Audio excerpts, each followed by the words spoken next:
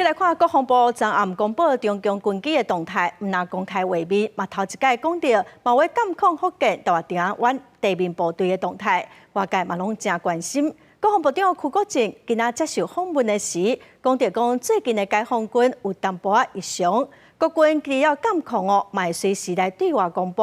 嘛强调讲，对华目前正在进行9月份的联合军演。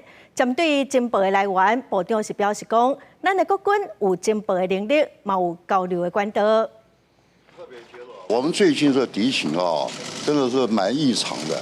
那国防部平常除了监控以外，我们事先发布。国防部长邱国正承认最近疫情无正常，所以国防部除了公布1亿几天查到32架次强机，7架强舰以外，也公开空军侦察翕到运八反潜机的画面。各地办透露严密监控强军福建大城湾附近地面部队甲晚会火箭军动态。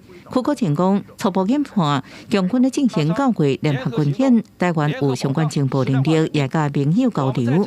联合军演包含陆海空3军，也包含这个2栖，还有包含这个陆航，我们都在掌握当中。没有征收雷达，那是来源是不是？没有，怎么会没有征收雷达？美方给我们情报的获得有很多方法，除了我们自己能力以外，各位我们一直有交流啊。